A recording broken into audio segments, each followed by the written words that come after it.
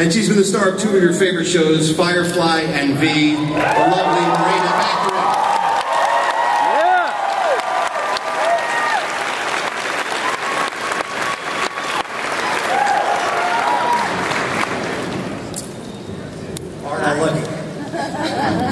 So Howard, let's start with you. Now Morena, there's obviously some big issues in this show, but you seem to be at the center of a very small, personal, emotional core of the show, which is you dealing with your husband coming back after 8 years.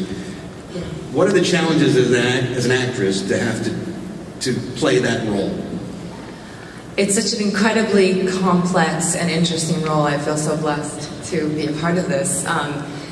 You know, you're not only dealing with a woman who has lost so much and for 8 years has been trying to deal with the loss of her husband, of never really having an answer to what happened to him and having to move past that and move on with her life. And then suddenly having this man back who she loved, but who now is a completely different person than the man she knew. And dealing with the day-to-day life in an extraordinary situation. It's every day is so rich with little things that you can bring to a role, you know, like making breakfast in the morning and suddenly he's standing in our kitchen, this man who hasn't been there for 8 years, and does he even know how to make coffee? What does he like? Does he still like his coffee black? You know, there's just so many richness in the everyday. Did you and Damian Lewis work on anything in particular to develop that relationship, or did it come in handy maybe that you didn't spend that much time together? We didn't. I actually was cast fairly recently, and I think within a week was in Charlotte and meeting Damian and starting shooting, and it was all happened as a big whirlwind. I have to admit, this is a little bit dorky, but I wrote letters as Jessica Brody to Nicholas Brody. I never sent it to him because I thought it'd be really creepy.